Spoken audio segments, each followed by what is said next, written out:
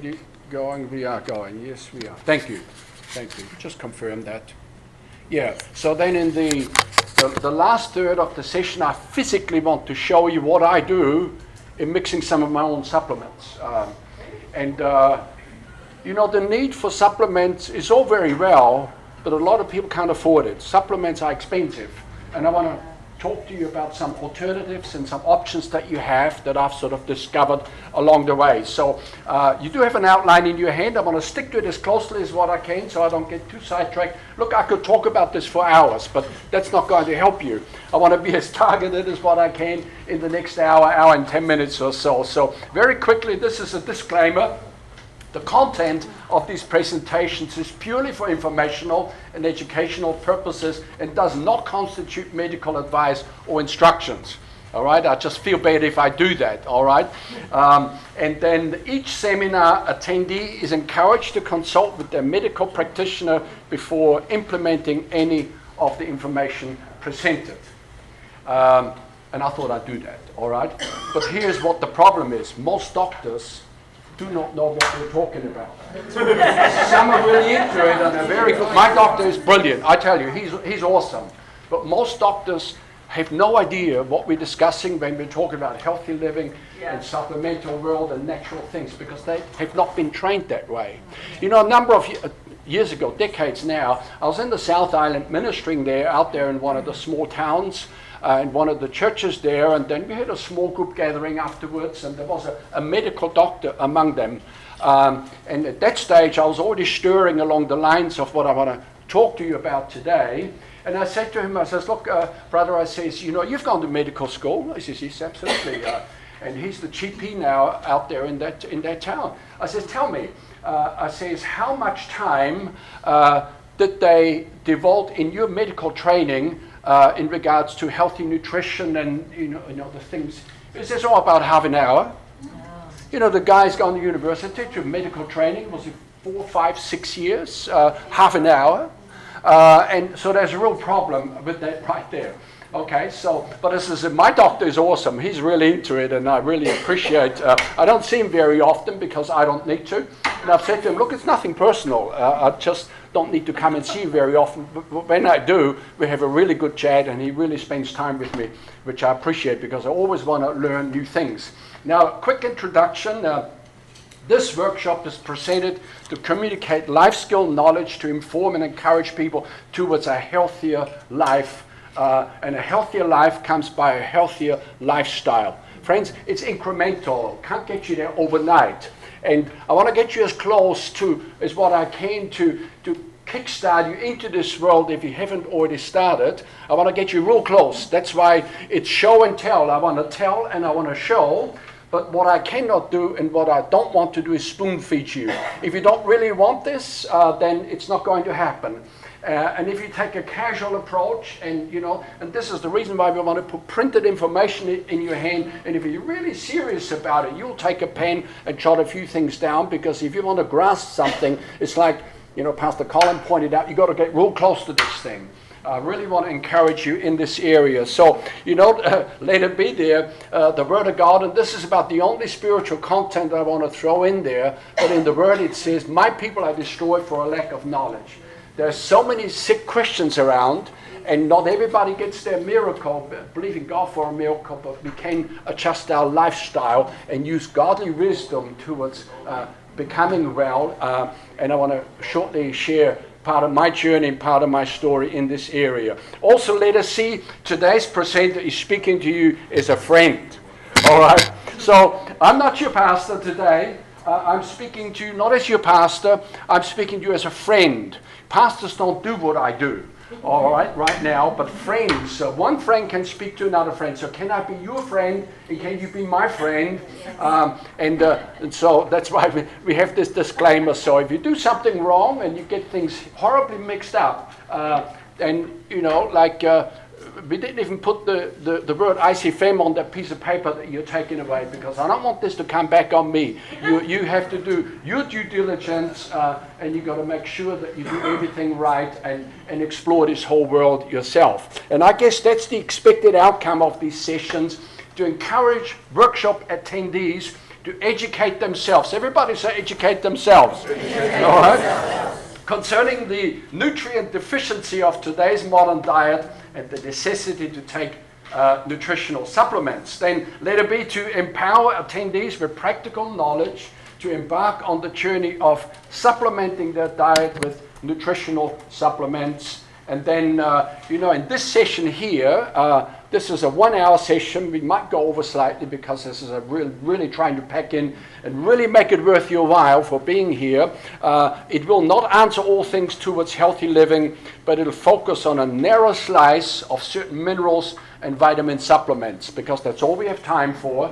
And I do wonder, how many of you are currently already taking nutritional supplements? Okay, a number of you. How many of you are not taking any so far? Okay, that's great. And for those of you that have taken it, you take what, 2-3 things or more? 2-3 things or half a dozen things? Yeah, that's great. That's great. And let me just present a few things to really encourage you in this area to be very focused and very targeted in this area. Then again, I want to bounce to the next point there, talk about some typical causes of illnesses. And in the early days when I started preaching in regards to sickness, I blamed the devil for everything. All right, the devil is at fault. And indirectly he is. But here, the first area is poor nutrition. And I usually say the devil has invaded the food chain from growing to the way it comes to the table, nutritionally empty foods. And how many of you have heard the term nutrient-dense foods, where foods are nutrient-dense rather than nutrient-empty? And I was listening some decades ago about a doctor. He says, and he's American, he says, look, I can't hardly find anything that produces nutrient-dense foods. And we will discuss that a little bit more in just a little bit. Then the second area is chronic dehydration. All right? People are chronically dehydrated. A lot of the studies that we read, a lot of them come from the US because we haven't got that many studies here, or not that I would know of. They reckon that in the United States, at least 70% of the population are chronically dehydrated, meaning they do not drink enough water. All right? And they drink tea, they drink coffee, they drink various other things, but as soon as you put anything into water other than minerals or salt, it becomes food, and the body knows the difference. And if I can, shortly I want to share part of my health journey, or my journey from sickness to health. The single most important thing that I had to do was to really get into this in a big way.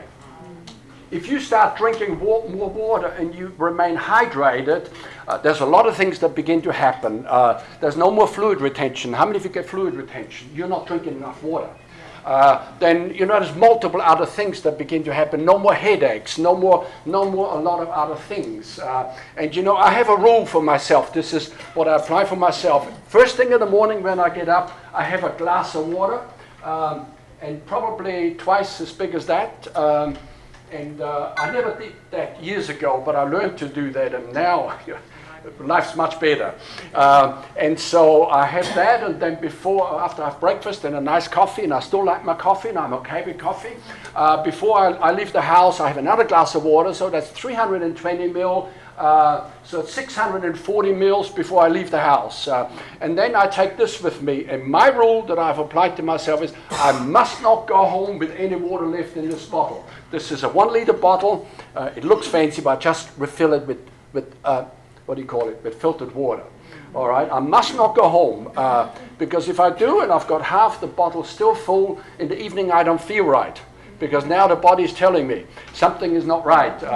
And I read an article by this man, Batman Geldy, and I wished I could make that available to you, but this man here, the whole book is a medical doctor. The whole book is about the benefits of drinking water. So if you take nothing away from today, even before we get to supplements, drink water, drink lots of it.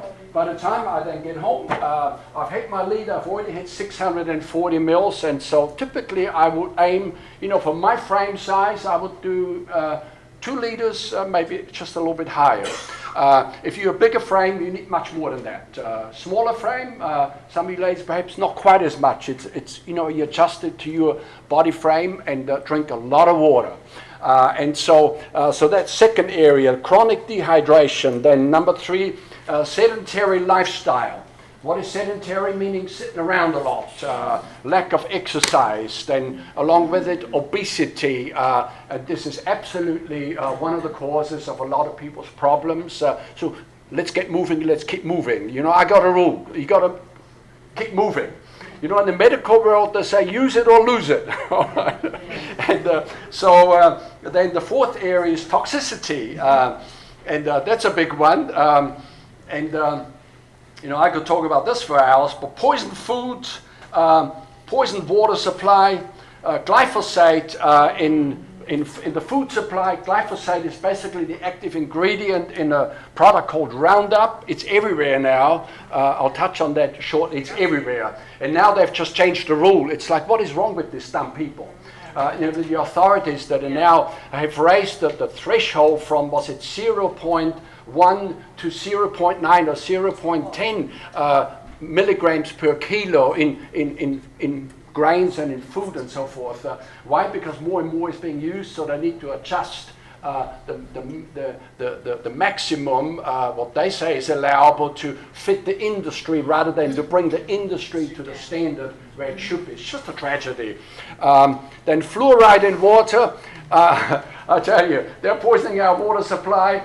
And, you know, I got water filters in my house now, and quite a system, and it wasn't cheap. And look, let me say that in order to get some people into a healthier lifestyle, to encourage them, you've got to discourage them first before you can encourage them. Everything is stacked against us as far as the system is concerned. They're chucking that fluoride into the water. It's a poison.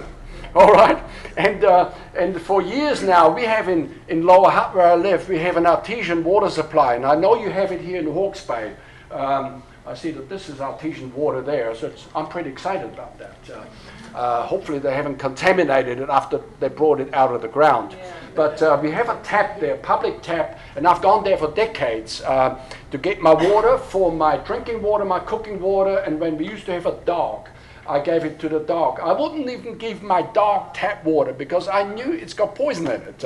So, you know, you've got to get pretty committed in this area towards a healthy lifestyle. It's not one single thing that will fix all things.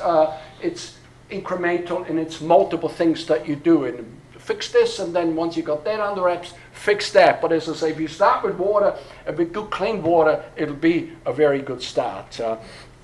Then you got environmental poisons, and then people chuck all sorts of stuff on their skin. You know, I've got a couple of books here. They talk about, you know, cosmetics and what do you call it, personal care and stuff. Just a couple of books there if anybody wants to browse through those. You know that your skin is the biggest organ in your body. Whatever you say on the skin will go into the body. I will not put petroleum-based creams on my body. You know, you go to a motel and they got the shampoo, they got the body wash, and then they got that cream. It's all petroleum based. Don't put that on your body. It'll go into your body. All right, and it'll help to poison your body more. And you know, the body can handle up to a certain point of poisons, and everybody's got poisons somewhere, you know, in the environment, in their system. But there comes a threshold, and you go over that, and it'll result in major health problems. And some of these health problems, if they're left alone long enough and not fixed, they become chronic, and then it's very hard to reverse out of it. So that's that whole area of environmental poisons, heavy metals. I'll talk about that in just a little bit. Heavy metals are everywhere now, and it's a real problem. And of course, the other area of typical causes for illnesses, number 5, is parasites. You know, now they're telling us that most cancer sufferers have got parasites. Though it's not discussed in the medical world properly, people don't know. It's not a main area. So look, let's get you fixed up in regards to parasites, and then a lot of things are going to get fixed up. So anyway, let me quickly then move on to my personal testimony in regards to my health journey. How did we get here? How did I get here? How did I learn some of the things that I had to learn, I felt I had to learn, which now I feel I've got something to pass on and to be able to help somebody, to at least hold them by the hand, to lead them into this area and to move them along a little bit. Well, was it in my mid-30s I started to get health problems, and I was a reasonably healthy guy when I was a child, in my teenage years, in my early 20s, reasonably good. I've always said it's easy to be healthy when you're young, but that is no longer the case today. Some of our generation, my generation, there wasn't all that much junk around as it is today. And I say to one of my sons-in-law, the problems that he's had, I says, look, you're too young to have those problems. But anyway, this is what it is.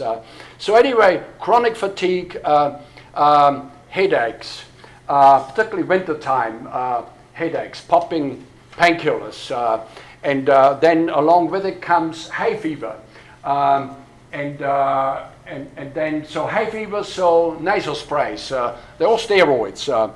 Okay, I didn't know that. So doctors said, take this and you'll be fine. Well, I did that for a couple of years, but nothing got fixed. It only masks the problem.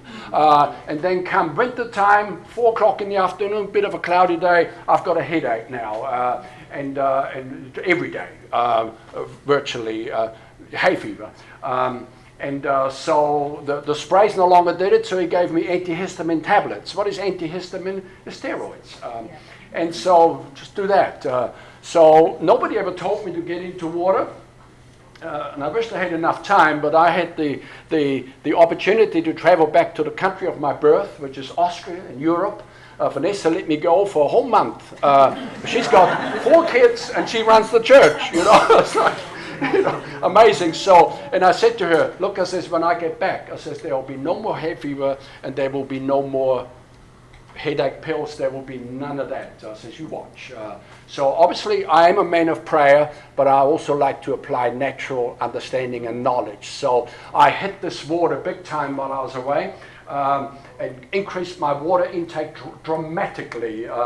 In fact, I wished I had the time, but I read this story where this Chinese guy met another guy, and this one chap was sick.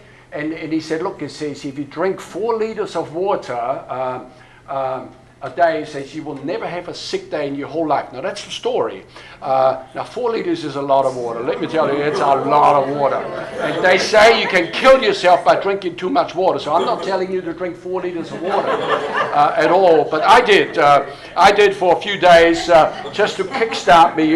There is a lot of toxins that will leave you when you hydrate your body that otherwise are retained in your body. So, and that was one of the ways that I got rid of the hay fever. And Dr. B, I call him, he speaks about your body's many cries for water.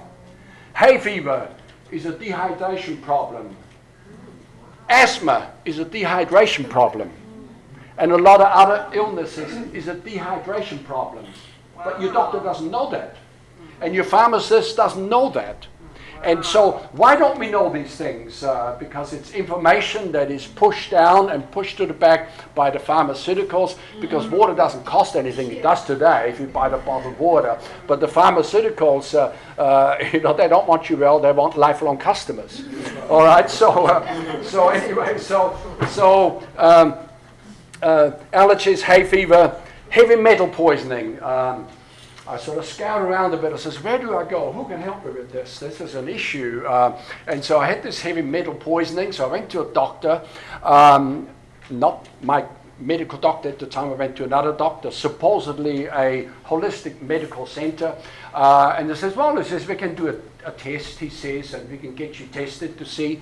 So basically they give you a product, which is somewhat of a medication, DMSA, which has been used in places overseas to detox people from heavy metals. And so it says, we put you on this thing, you take some of that, you drink some water, then we take a sample of your urine, send it off, and then they will come back with the results. The results come back, he says, oh yeah, heavy metal poisoning, all right. And so he says, you need to take this same product, he says, for some weeks now. The problem is that product not only takes out the heavy metals, it takes out all the metals. It takes everything out.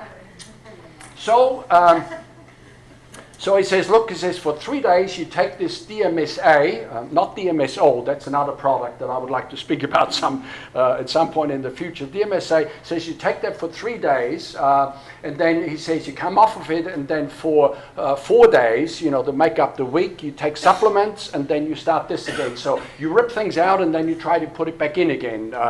In the middle of all of that, somewhere, I had my amalgam fillings drilled out because I thought, well, how do I have heavy metal poisoning? Well, mercury was a big one. How do you get mercury fillings in the teeth? What they used to call the dark, you know, mercury amalgam fillings. So I had those drilled out. In the process, they found out that I had some root canal teeth. That, you know, root canal basically treatment, they yank the nerve out, and then so you can't feel anything. So I've had a constant infection in my tooth and didn't know it because the nerve is gone. So they give me antibiotics. And so Vanessa and I went to Auckland. We had a van at the time. We packed our 4 kids into the van. We go to Auckland. I didn't handle those that antibiotic very well. So my sister-in-law said, look, go to my doctor, says he will give you something else.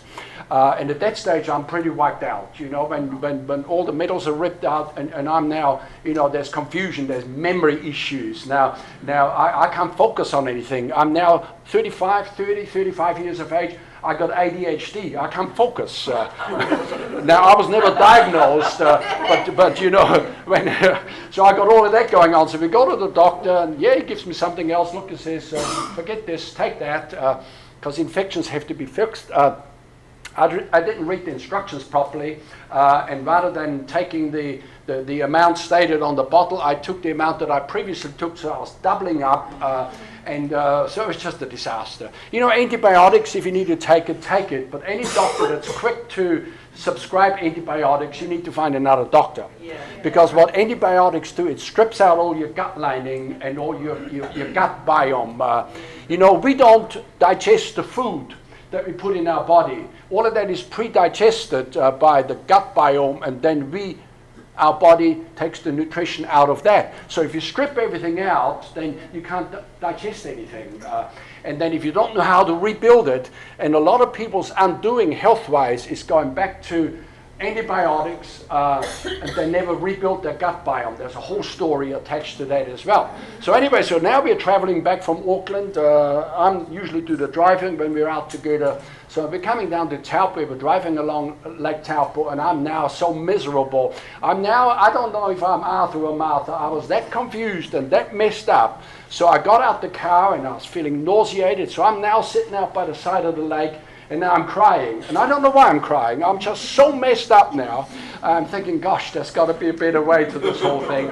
So anyway, all of that to say that I came across some information about getting hair mineral analysis tests done to find out what is actually really going on. I got some samples here, 4 of them that I've had done over the last couple of decades, so I'm happy for you to look at them. And that reconfirmed that I had heavy metal poisoning, but it also confirmed that my levels, you know, there is in terms of minerals that can be measured in our body, there's the high, the low, and then there's the optimum zone in the middle. I was either too high or I was too low, and it sort of, somebody looked at that and says, yeah, well, no wonder you're not a happy chappy. This is just not right. You know, you got too much of this and you haven't got enough of that. And so all of that to kind of, I started to get some targeted instructions in regards to what supplements that I needed where I was low, rather than doubling up where I'm already high. You know, it's a bit stabbing around in the dark, and anybody that's got the money and the wherewithal to get those tests done. There is a chap in Wellington by the name of Gary Moller, and the information is in your book. He's really good. And then I've just delivered another hair sample there last week. I want to know where I'm at, because I've been very diligent with my supplements in the last while, because I want to get those levels right. You see, I want to live a long life, and I want to have good quality of life, and this is one of the ways to do this. So anyway, so had these hair mineral analysis tests done, and now I'm targeting the deficiencies And that kind of, that's a long journey. Nothing gets fixed overnight in this world. The pharmaceuticals, they can take pain away just like that, but to fix a problem that's underlying, that takes a while. So that's kind of a quick summary of my journey. I could go into further detail, but just to let you know, how did I get here? Well, this is how I got here. I'm now 67 years of age. I take no medication at all. I don't need any medication, and I'm not bragging about it. I'm just pleased I don't need anything. In fact, I met a bunch of guys unrelated to church that were staying in a particular place of accommodation, 3 tradespeople, and every one of them had equipment in their bedroom. It's like, my goodness, what is wrong with these people? So you get people that are less than middle-aged, and they're so sick, and if all they do is go to the pharmaceutical world to get help, some pharmaceutical stuff is necessary and important. I'm not throwing out the baby with the bathwater, but a lot of answers that we're looking for and that we need is not found in that world. So you need to look elsewhere. Now let me speak about the problem with modern methods of growing food. Much food, and it's in your outline, much food is grown for profits, not for health. Much food, all right? So there's the overuse of herbicides and pesticides, poisons. It's all poisons. If it kills bugs, it will end up hurting you. If it's sort of, the whole area of herbicides killing weeds, it will hurt you. And if it kills pests, bugs, and it'll start hurting you as well. So we end up now with dead and depleted soils. And it's a disaster. I don't know all that much about New Zealand farming, but I know in the US, they got square mile after square mile growing the same crop year after year after year. If anybody knows anything about farming or even just gardening at home, to rotate your things around. This year you put in that gardening bed, you put carrots, the next year you put potatoes in there, and you have to put things back into the ground, otherwise the soil gets depleted. And once they've sprayed all the chemicals on the soil, there's no more soil organisms, because it's the soil organisms that breaks down the minerals in the ground so that plants can pull it up. So when the soil organisms are killed off, there is not that pre-digesting, if you like, of the soil, the quality of the soil, so the plants can't pull it up. And they've figured out with chemical fertilizers, they've figured out on force growing food, it still looks green, it still looks great, but it's empty food. All right, and not only that, it's got poisons in it and on it. So that whole area of green picking, getting fruit and vegetables picked and harvested before it's ready, that's a whole world. Vanessa and I went to South Africa for the first time. We've been there several years running, not of recent years, and when we first got over there in 2013, we were so impressed with their fruit, like, staying in hotels, and you get at the breakfast, you get fruit, and like, fruit looks good, it tastes good, it smells right. And we got back in 2017 and we knew something had changed. The fruit no longer, it wasn't the same anymore. Now it's, you eat melons that are not ripe. Now you eat stuff it's just not right. And that's now, across the board now, that grain picking. Then the pre-harvest spraying of grain crops with Roundup. Roundup is the single most used poison that's sprayed not just on the ground and on weeds, it's sprayed on a lot of things now. Roundup, let me see if I have that here, it's a herbicide, it's also a crop desiccant with the active ingredient of glyphosate. So what does that mean? Well, when I was growing up on the farm, we had crops, we had rye, we had some wheat, and barley and various other things. Come harvest time, my father would go out there, and when Jesus says the fields are white for harvest, there's a certain color to a field when it's ready. And my father knew, and he would sort of touch the grain, and then we would cut this thing, and then we would bundle this thing up, and he would sort of stand the sheaves up and they will be out there in the field in late summer to dry out, to dry the whole thing out before it was brought into the barn, and then the threshing. Of course, nowadays everything takes place with machinery out there. Well, here's what they do. They now spray Roundup on grain crops and dry this thing out in a day or two, because that's what it does. It not only kills off weeds, but it also dries out. It travels into the plant and through the plant and dries the thing out so they can very quickly harvest it. The problem is this, that stuff doesn't get washed off. It's not on the plant, it's in the plant. And so now we got children eating cereals that have been sprayed with Roundup. They got glyphosate on it. And that's a whole world. I've never been a cereal man myself. And I didn't grow up with that cereal. I grew up with other things, in Europe. But, when they say, healthy, cereal, whether that's cornflakes or what have you, most of it is now sprayed. And why are children so sick? Why is there all of this ADHD?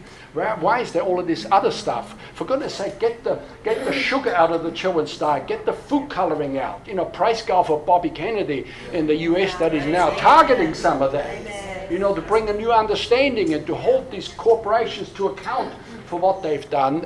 It's just an unbelievable world. So, so that spraying is now unbelievable. For multiplied years, I have baked my own bread. I've sourced my grains. I do have a grain mill at home. I can make my own flour. And I've gone to organic farmers. And one or two of you have tried my bread, and you've quite like it, and it's real bread.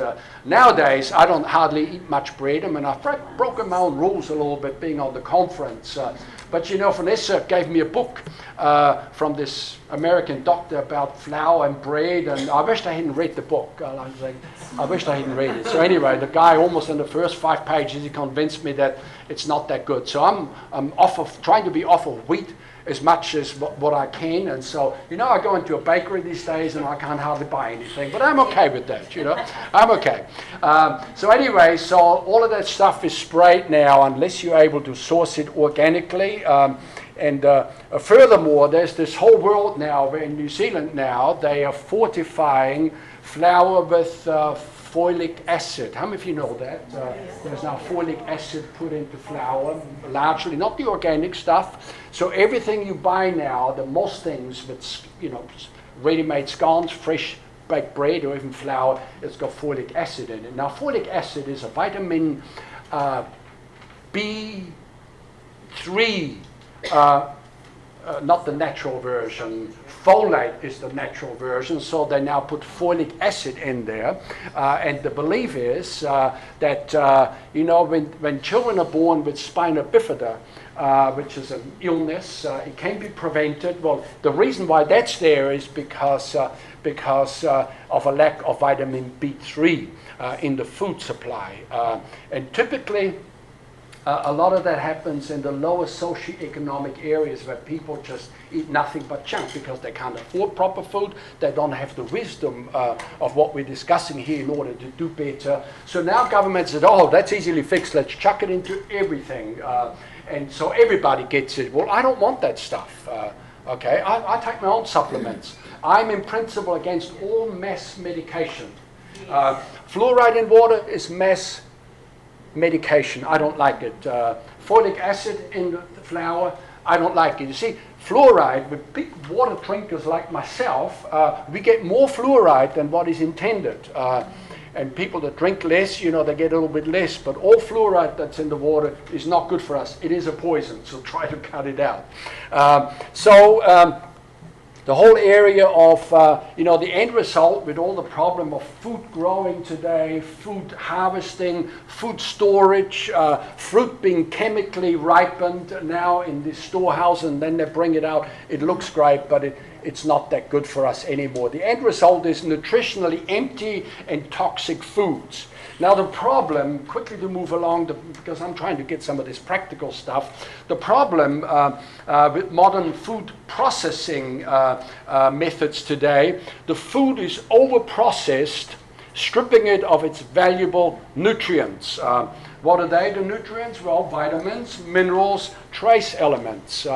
It's an interesting world, but I have a little article here And look, I could bury you with stuff that I have sort of at home and that I could, present. But it's interesting. Folate, just coming back to that vitamin B3, folate occurs naturally in grains, but it is extracted through the bread making process. Well, actually, that's not correct. It's extracted through the milling process. And folate fortification simply puts it back again. Well, that's the world's way of putting it. But my question is, why take it out in the first place? Yeah. You know, the stuff that's in there is the real thing. So it all gets stripped down, and then white flour is presented. White flour, I talk about white flour, and then I go to the supermarket, and what do? I go in there hungry, and I look at French stick, and I buy the jolly thing. I bring it home, and Vanessa says, "What have you done?" We have a lot of fun, I break my own rules, but it's okay. I'm quite relaxed about some of these things because I know what I can and where I want to go, and you don't want to get overly staunch about these things. But white flour, effectively, when I bake my bread. How to do it now these days, 80% of the flour is the whole grain milled up. And that's got all the vitamin B's in there. Most of it is rye, some wheat, and then I put some spelt in there. We have more spelt, we don't have a lot of wheat. Wheat actually turned out to not be that good for us anymore. That's just my thoughts. And so all that's left with white bread, with white flour is calories. Everything else is stripped out. What do most people buy when they go shopping? White bread, the cheapest bread that's available. That's why a lot of the problems, health-wise, is in the lower socioeconomic areas because they buy the cheapest in order to put some food on the table, and it is what it is, but also they're lacking the knowledge. There is ways around things. You can do better. By the way, when you go and buy wholemeal flour, this whole world, as I said before, it's all stacked against us. I'm from the food processing. I'm from the catering world. That was my background before I went into the ministry, working in restaurants, hotels, hospitality. When we buy wholemeal flour in the shops, packaged up, it's not wholemeal at all. The terminology, you see, for somebody coming from that background, it took me a while to unravel all of that. So your average person in the street, it's very confusing. And a lot of people never crack the deception and to see right through it. What you're buying with wholemeal flour, what is sold as wholemeal flour, is white flour with bran mixed back into it. That's all it is. The wheat germ is already gone, and the wheat germ is the healthy part. When I mill my own grains and I put it into a jar, you can only keep it so long because it will grow rancid after a while. But white flour, you can keep it for years, and not even the bugs will go in there because the bugs are smart enough. They know they don't like it, all right? But they try to get into my flour pretty quick. Cornflakes, touted at this wonderful breakfast food. The first thing that they do with cornflakes, they chip away the wheat germ. And that's the part where the oil is, where the healthy part is. And what maize is actually nutritionally empty food, unless you put it through a process. I mean, what they figured out in South America and in Central America through a process called nixtamization. How many have heard that term? Where they put it through a certain process. I haven't got time to get into the detail, but it unlocks some of the nutrition that's in there. But if you grow the maize, cook it up, whatever they do to make cornflakes, it's nutritionally empty food. And your children will not thrive on it, okay? Now, I might have cornflakes once every 2 years, a bowl of cornflakes, and when I do, I really enjoy it, okay? So it's not like I can't have it. And the problem is not the white flour only, the problem is what's missing. God's given us the whole grain, and the world takes away stuff, and then what's left is all of this junk and rubbish. And as I said earlier on, how far am I? I was going to talk about a couple of things there. Here it is. It's right here. Under point 9, the second point there. The three white things that we should try to avoid as much as what we can is number 1, white flour, number 2, white sugar, and number 3, white table salt. It's all refined stuff. Okay? White flour, we've already discussed it. White sugar, I mean, I'm trying to break my sugar addiction completely. I'm almost there. Okay? But occasionally, I'm going to have some of that. And so, white sugar is completely stripped down. How many of you know what molasses is? Molasses, actually, you can buy. It's a derivative from the sugar processing industry. Molasses is this dark stuff. There's a lot of vitamins in there. All right, you can buy that. I had a whole tub at home. Take a spoonful a day, and it's a natural supplement without having to resort to some of these bought things. So sugar, I was just, where did I put it? I was just staying in the hotel there, you have tea and coffee there. There is a sweetener, there is the white sugar. We try not to have white sugar in our house. We just don't buy it. But that said, I buy white sugar for my bees because I'm a beekeeper, you see. And white sugar to feed them in the winter, so I give that to my bees. Then raw sugar or brown sugar is not as refined. If you need to have sugar, that is a better version. Now here, we got the stevia sweetener. Stevia powder. How do you know what stevia powder is? Now, I need to be very careful what I say now. I need to be very careful what I say. In our, should I say? I will say it, because everybody understands that I really love everybody. Okay? But when we picked up our pack for the convention bag and those little lolly thingies in there, I didn't bring my glasses, and so I didn't quite read it. I know exactly what's in there. It's artificial sweetener. It's not the stevia powder, it's the aspartame sweetener. And that's the same stuff that's in the cereal Coke. And stay away from that stuff. It's a chemical. If you really have to have Coke, have the real thing, rather than that other stuff. A friend of mine used to say, he says, no, I don't take this other stuff, this cereal, because I've noticed that most people that drink that are overweight. You know what? He's right. It works against people. They think they're doing the right thing by staying away from sugar, but they're now having a chemical. So anyway, I haven't planned to get into it all that much, but that's your white sugar. And then white table salt. What is white table salt? It's refined salt. And all they strip out all the minerals, because there's usually minerals in salt. When they get it out of the sea or out of the mountain, there's minerals in there. They strip it right down to leave only sodium. And if you taste it, it tastes horrible. When doctors say salt is not good for you, they're right as far as that particular type of salt is concerned. But when you learn to have other salt, like at home, we normally have the Himalayan pink salt. Look at the color of that. Why has that got color in it? It's not white because it's got a lot of minerals. They say there's some 82, 84 minerals in there. But it's just one subtle way to help us to get a bit more minerals into the body and to stay away from the sodium. You see, not only that, but in the table salt, they mix some aluminium compound in there to stop it from, so a decaking agent, and that's in the table salt, in every table salt virtually. Well, what is aluminium? Well, there's different compounds, but people with Alzheimer, aluminium problems. It's in the brain. Aluminium is not good for you. It's just not good for you. And while I'm talking about it, for those of you that are using these sprays, a lot of it is aluminium.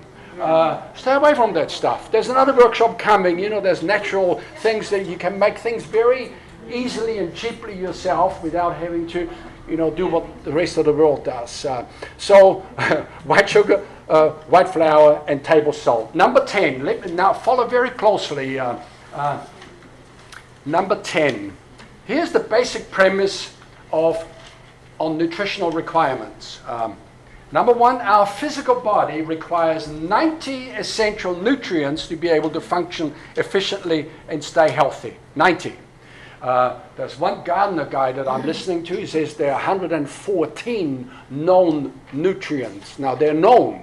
Now, I would suggest they don't know everything yet, but this is what's known.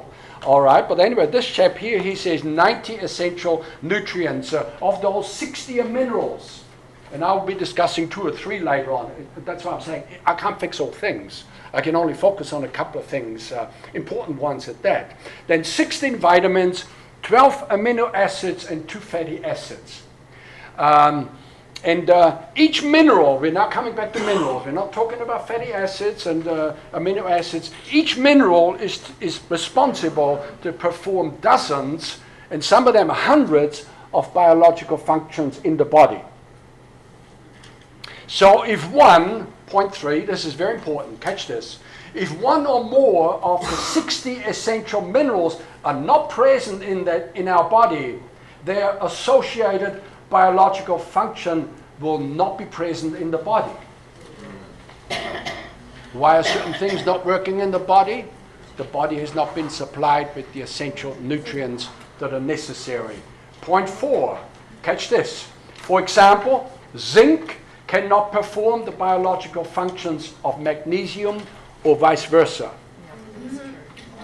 So you can't just say, oh, I mightn't get a lot of magnesium, I'll just take more zinc. Well, zinc, give the body the daily requirement, but zinc can't do the job of magnesium, and vice versa. And so it is with all the other 60 minerals, what they call, and trace elements. Some are just trace elements, just small enough and enough for the body to function properly. Now, each missing mineral will result in the long term in reduced health and eventual sickness. Each missing. It's not if, it's a matter of when. And people say, oh, when you get older, you're going to have health problems. No, I don't accept that saying at all. No. I've got healthier as time went on. Okay? And the reason why older people get sicker as time goes on is because their diet becomes poorer and poorer. And then particularly, like for example, when I go away from home, Vanessa doesn't do much cooking, but I'm at home, I cook. And I spend a lot of time in the kitchen, let me tell you. It put some people it embarrassed them if they found out how much time I spend in the kitchen. Vanessa says, why do you do all of that? I says, look, I'm just glad that I've got the energy now to do all of that. And if I keep on doing that, I'll have more energy as time goes on. And then she doesn't cook, so what does she do? Well, she eats a couple of things, a bit of this, a bit of that. And so for a few days it doesn't matter, but if people do that for every month, just have a couple of this, a couple of this, very narrow. They no longer have a wide variety, very narrow. And one of the reasons why we should have a wide variety of different foods is because in a narrow diet, there's certain things that are just not there. So we try to be broad rather than, I'll just eat bread and I eat, white bread at that, and I'll just have milk. Milk's good. Well, milk is good. And some people say don't have dairy. I have it. I enjoy it. But I get it from the farmer. I get raw milk. I'm here at the hotel now. I have the blue top milk. The grey top is okay. It be better, but the fat clog at the top, it just annoys me. And I do not buy the yellow top. That's not milk. That is not milk. That's had the good stuff stripped out of it. Fat's good. Animal fat is good. When I do a roast, I keep the animal fat and I cook with it. I'm not scared of fat no more. Yeah. They told me when I went to the doctor 25, 30 years ago, he says, okay, no more fat, no more eggs for you, and no more butter. He says, have margarine. Well, wrong information. Wrong information. They didn't know that back then. How did he know to tell me what? Well, he got taught by the pharmaceutical people. Yeah. They don't want you to have butter. Butter is very good for you. Stay away from the margarine. Stay away from the spreads. Hydrogenated, is that what they call it? Hydrogenated fats. Bad for you. In the US, they're now smart enough in some cities, they've completely banned it. Yeah. All right, completely banned it. So anyway, I'm getting a bit sidetracked here. But let's carry on. Point 5, each missing mineral will result in reduced health, eventual sickness. Our body, point 6, cannot produce minerals or trace elements. Can't do it. Now, our body can produce certain vitamins. For example, vitamin D. Getting out into the sun, the body can produce that vitamin, but it cannot produce a mineral. The mineral must come through intake, must come from external. So that means then we must introduce these nutrients into our body through our food intake, water, or supplements. And supplements can either be oral, as in taking it through the mouth, or topical supplements, mineral baths, and so forth. All right? So and here's the deal, here's the crunch line of this whole thing. If a particular geographic area does not have a certain mineral in the soil, it cannot be in the plants grown in that area, such as fruits and vegetables or grains. And if livestock graze in that same geographical area, then the meat will be lacking that same mineral unless it is topically applied by the farmer. Now that's total logic to me. Yeah. If it's not in the ground, the plants can't pull it up. So if I eat vegetables, I don't get those minerals that are not in the ground. So if the ground then grows grass and the animals come along and graze, or I make hay and feed that, then the animals don't have that mineral because it's not in the ground. Yeah. Now, New Zealand soil is known to be low or totally deficient in various minerals such as selenium, cobalt, iodine, boron, and several others. So if we eat foods grown in New Zealand only, not imported foods, and I'm all for buying local food, I'm all for that, but there's a lot of stuff not in the ground. So people are not getting it in their diet unless they do supplements. So why is it necessary to take supplements today? I'm convinced today you can't get by without it. You can't do it. It cannot be done. I've listened and am listening to an American naturopath doctor, Dr. Peter Glidden. His name's in the outline. And he shows a map of the United States as a landmass. And he shows the areas where I'm pretty sure, don't quote me, but I'm pretty sure he's talking about selenium. Some areas are very high in selenium, others not there. Well, selenium is a very necessary mineral, a trace element that is needful for certain functions in the body. Now, they say that selenium, South Island farmers, some of them that I've met, some of them are big farmers, boy, they're sharp. In this whole area that we're talking about, they're sharper than most doctors. I mean, they know exactly what's in the ground. They get the ground tested, and they supplement the ground, or they supplement the animals directly in order to have healthy, livestock.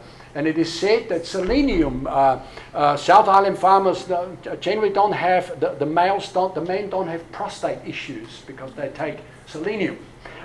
Which is an interesting thing to find out. Now, is that the whole story? Well, no, it's just part of the story. All right, so we're just hitting on some of the headlines. We haven't got time to drill into it. And for some of it, I just haven't got the understanding of it. I'm just not a scientist. Remember, I did say I'm a friend. All right, I'm sharing these things with you as a friend. I can only pass on what I know. There's many things I don't know, but I am learning. All right, so New Zealand soil is lacking. Western Australian soil is almost completely deficient of boron. Why do we put that in there? Well, I have an article here that I would like everybody to take a copy. It's called the Borax Conspiracy. And this speaks about an Australian man, a soil scientist at that started to have major problems with arthritis. And being a clever man, he says, why do I have arthritis? And so he started to get into some of the things that we're discussing here with minerals, and he did soil analysis, and he discovered that Western Australian soil is completely deficient of boron. It doesn't have any in the ground. So if people in Western Australia eat only foods grown in Western Australia, they will be majorly missing boron. The interesting thing is, now, what happens when there's no boron? Well, amongst other things, a condition will develop called osteoporosis. What is osteoporosis? It's a weakening of the bone, a brittling of the bones, and then when it's really bad, people break bones, and they can never be fixed until that whole area is addressed.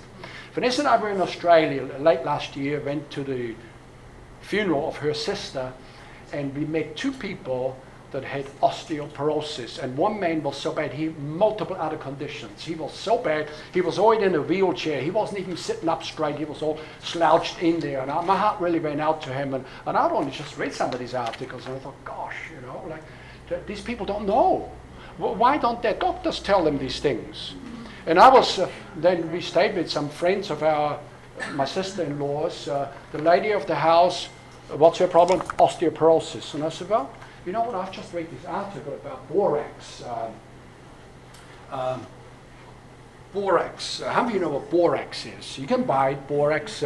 People that buy cleaning material, sometimes they buy borax. Borax sometimes is in washing powder. And I'm talking here about borax, and he said, oh, I know borax, it's a cleaning material. I would be careful with cleaning materials. I said, look, borax was a mineral before it became a cleaning material. So don't be confused with the cleaning thing. You know, there's certain minerals that have multiple applications. And so anyway, all of that to say that we go over there, we meet two people, major issues. Why is that? No boron in the ground, and they don't know it, and they don't know to supplement with it. That's why I take boron, and I'll show you shortly how I'm going to do that. It's the cheapest thing in the world, and you can do it so cheaply, everybody can do this. All right, so quickly moving on from there, the only solution, this is point 7, the only solution to offset the vitamin and mineral deficiencies in our regular diet is to take nutritional supplements. I'm utterly convinced of that now. And people say, oh, just eat healthy foods. No, you can't do it. Eat healthy foods, but you can't do it. Because if it's not in the ground, it'll not be in the food, and your body will be missing those minerals, and those necessary functions will be missing too. Point 11, quickly now, typical symptoms of mineral and vitamin deficiencies. Number 1, this is just random, okay? This is not sort of a medical thing, this is just random. White spots on the nails. Look at your fingernails, and if you've got white spots on there, which is not uncommon, it'll be a zinc deficiency. All right? Amongst other things, but mainly, and then I say typical symptoms. This is not always 100% you're correct that it's, you know, it could be other things, but typically it's zinc deficiency. Then people that got frequent cramps, leg pain, what in children they call growing pains, there's muscle twitching, it's a deficiency of magnesium and or sodium. What is sodium? Salt. Our oldest son, at one stage, 3, 4, 5 years of age, grew very fast, and major leg problems. You know, what they call growing pains. At that stage, I'd already learned, like, oh gosh, let's fix that up. So I put some salt into a glass, half a glass of water, mix it up and give it to him to drink. Within a couple of hours, the pain's gone. Now, I've got a granddaughter now. She's very tall for her age. She's growing very fast. What is it? Leg problems, leg pain. What is it? It's a deficiency of sodium and possibly magnesium. All right, so that needs to be supplemented. Somebody needs to do something there, otherwise that thing will not go away by itself. Then you got white spots on the teeth. The third point there, that's fluoride toxicity. You see people, many times children, got white spots on their teeth, that's toxicity. There's too much fluoride in the water, and I hate it when they put fluoride in the water, but they do. And we got. It is now proven. We had a lawyer come from the U.S. that won a court case, a landmark court case in America, and a federal judge agreed with him that fluoride is bad for children. It dumps children down. It affects their intelligence. Their IQ is several points lower than what it should be because of fluoride only, let alone all the other issues. And what does our government do? They double down. And then they're taking now the powers away from local councils, and they're making a central government ruling so that fluoride is to be put in everybody's water supply. What is that? It's called communism. Yes. Central control. I hate it, and I fight against all of that with every fiber in my being. All right, so premature, point 4, premature graying of hair, copper deficiency. All right, I'm trying to reverse things, and I'm working on that. I got copper stuff here, you know, we've had people. I know people where they started graying in their late 20s, early 30s. No, it's way too early. Why do people gray later? It's a mineral deficiency. I thought it was wisdom. It's part of it. It's part of it. Yeah. And interesting, one young lady that's been in our church until a while back, a very sick young lady, medication, And certain medication hinders the absorption of certain minerals. And grey early, just putting, food color, what do you call it? Color through the hair. Well, that's not a good idea because it'll poison. It's just at every turn, wherever you turn, there's a problem. So slow wound healing, 0.5, is a lack of zinc. People got a wound, it doesn't heal. Well, typically lack of zinc. Not all there's to it, but typically. Then 0.6, frequent colds, especially in winter. What is that? Lack of vitamin D. People expect sickness in winter time. Say, well, that's just what happens. Well, why is that? Because we're covering up in winter time. We're not in the sun sufficiently. Therefore, we don't get the vitamin D. The body gets low in vitamin D. And what will be the result of it? Colds, flus, various other infections. I go to my doctor. He encouraged me to get onto vitamin D with K2. He says, get the clinician brand. He says, that's a reasonably good brand. So I went to see him the other day, and he says, he brings all of this stuff out, puts it on this table, and we have a really good discussion. And because I'm a pastor, he really spends time with me. He's just fantastic. He's just an awesome guy. He says, are you still taking any of those vitamin D tablets? I says, yeah, I take one a day. He says, I take 5. I take 5. I says, okay. So I'll ramp it up then.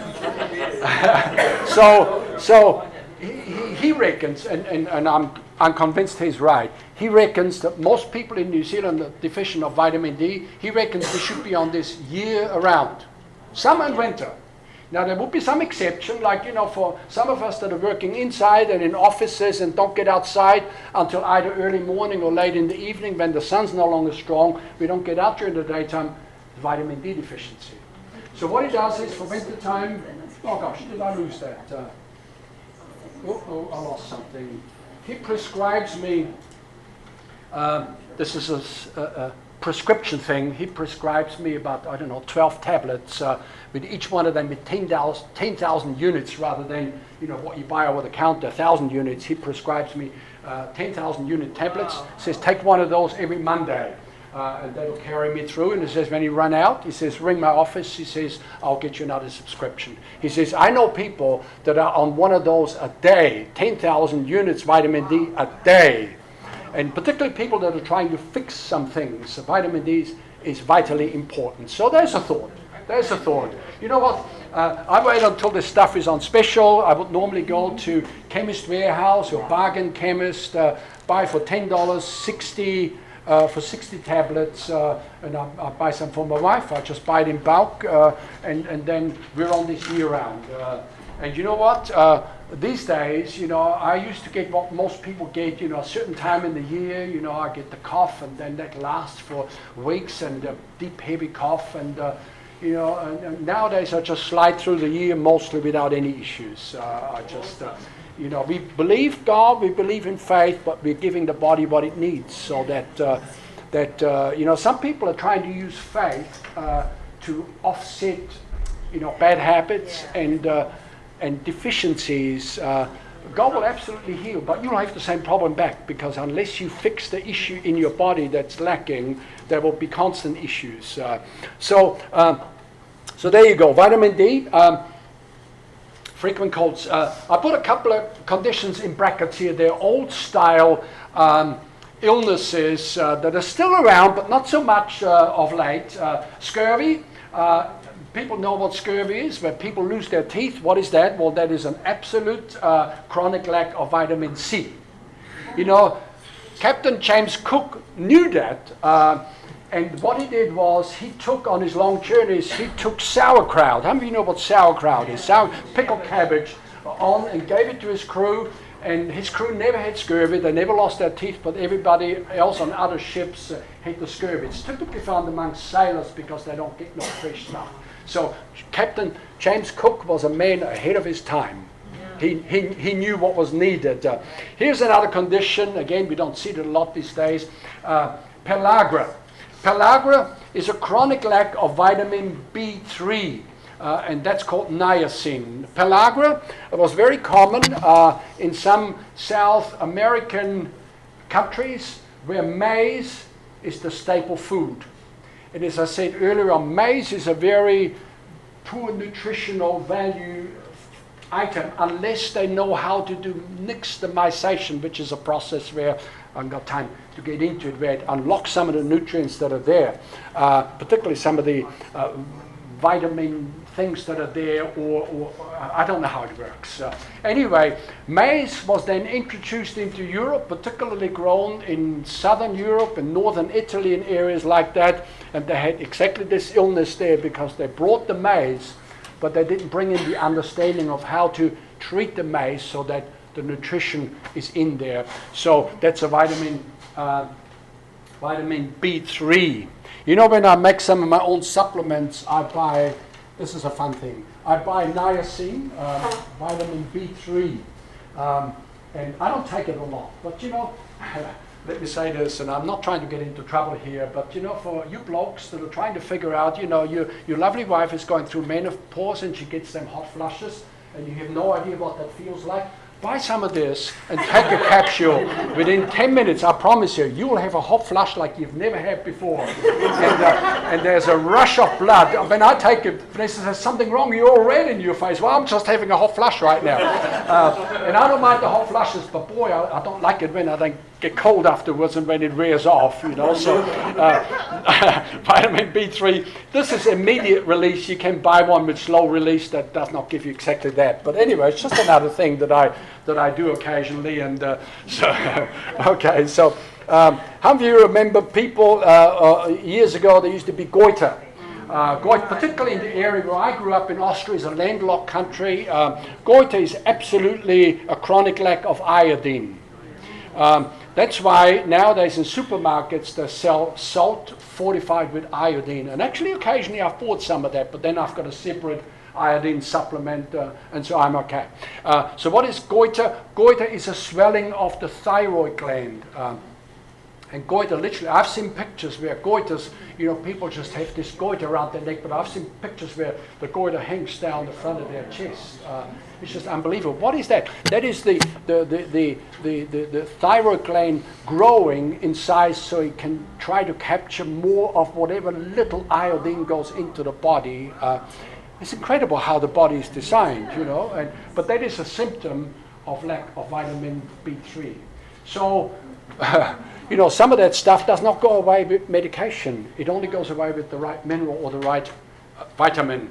And you can check out David Corey's book called Stay Healthy, under each vitamin and mineral area for various symptoms of deficiencies. Now, I've got a book here that I would encourage you to look at and get a copy. This is one of the books that got me started early. This guy is a Kiwi.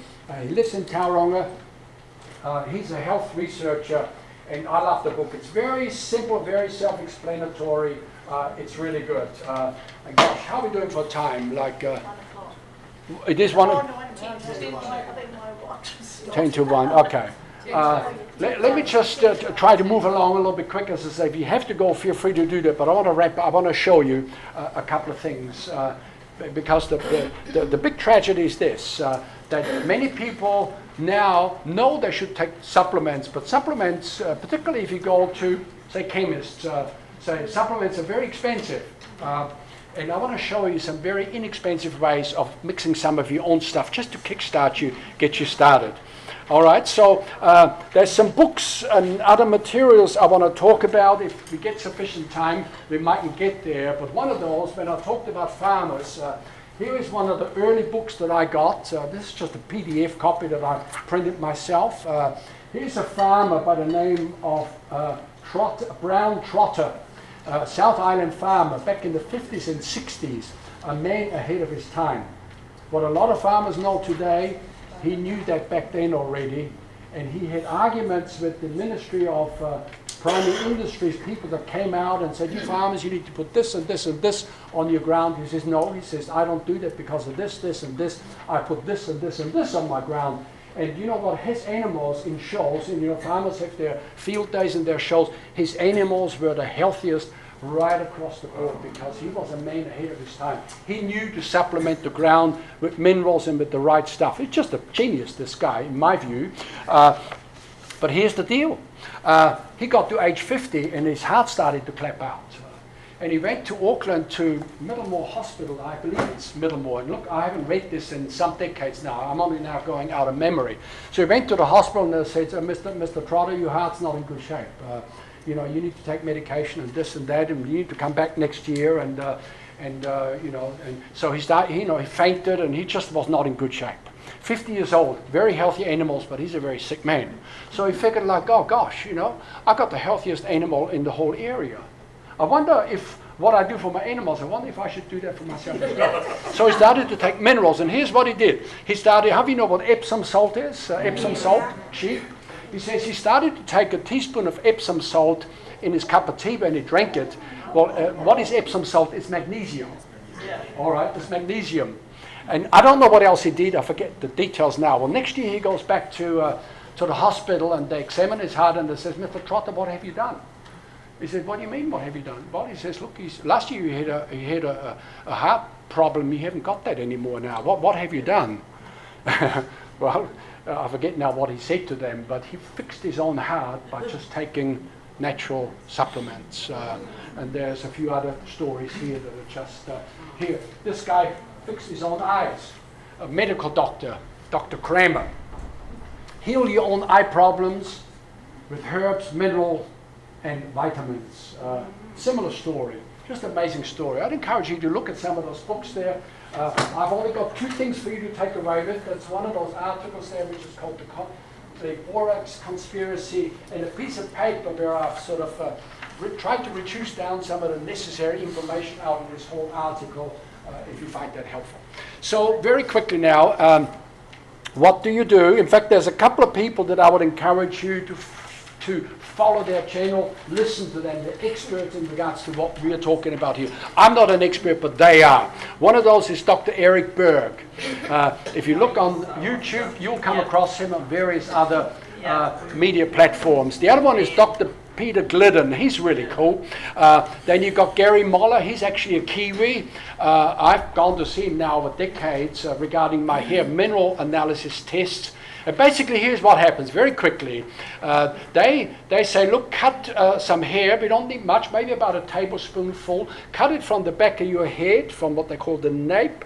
Take about 30 centimeters or 3 centimeters, 30 millimeters.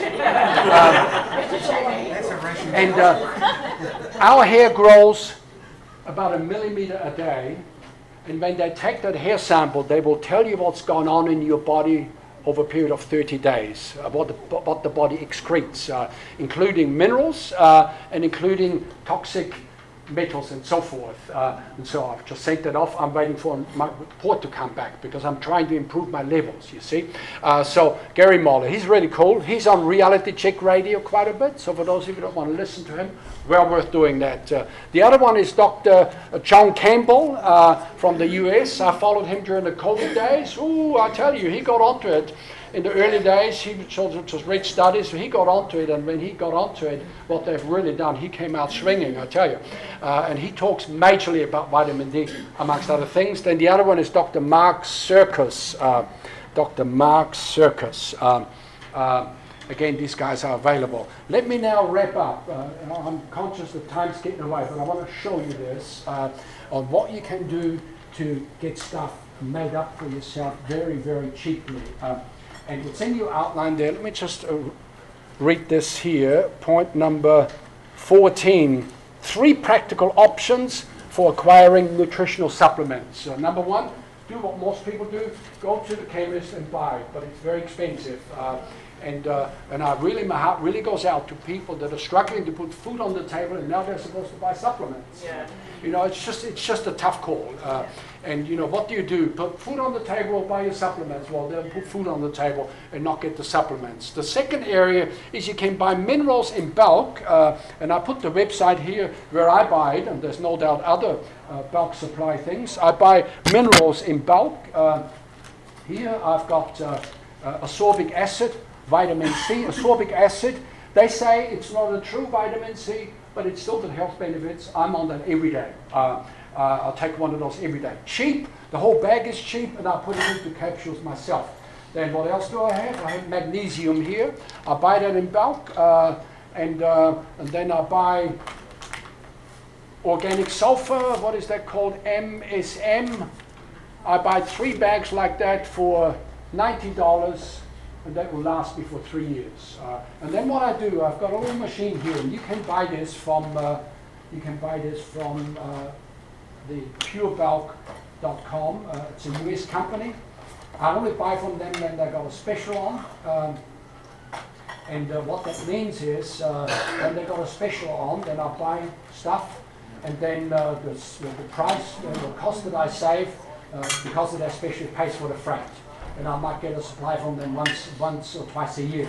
So here I've got a little machine that you can get from them. I also buy from them empty capsules, a whole bag full.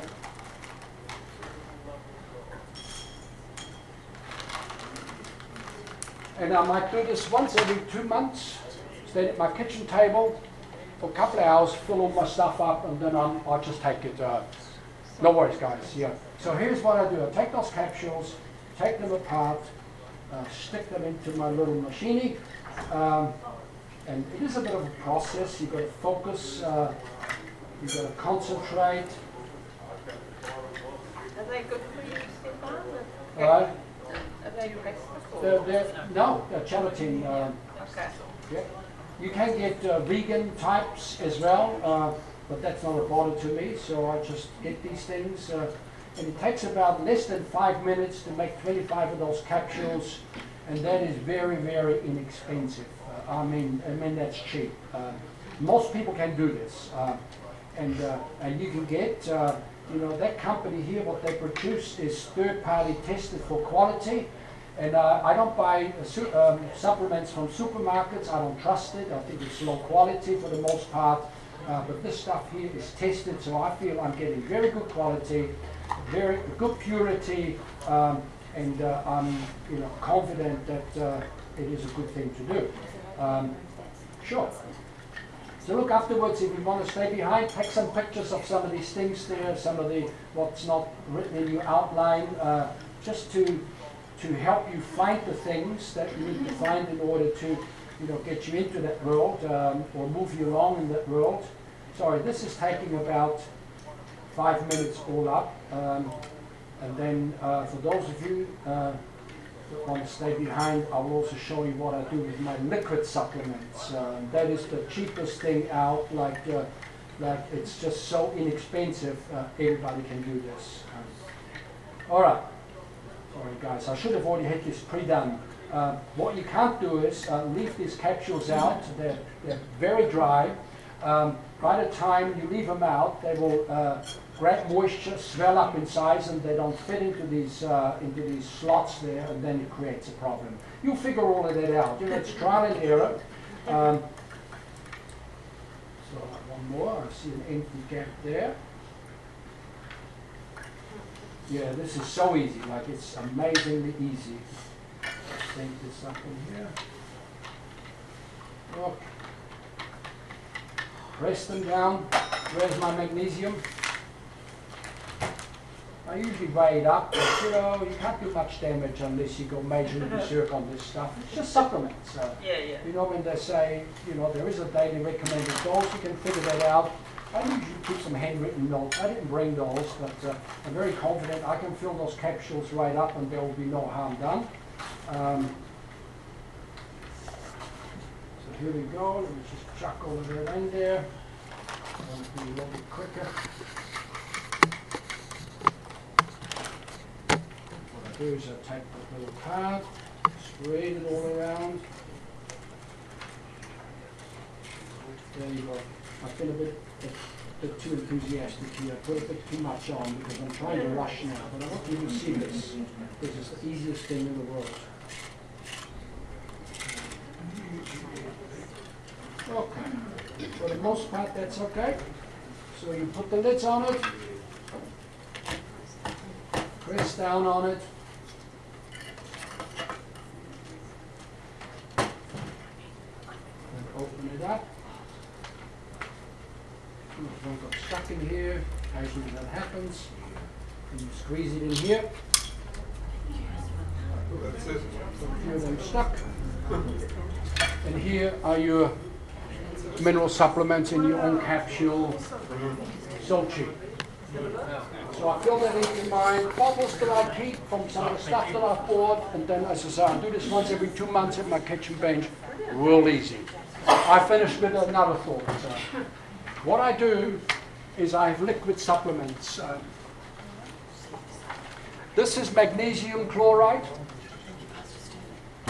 and this is boron solution.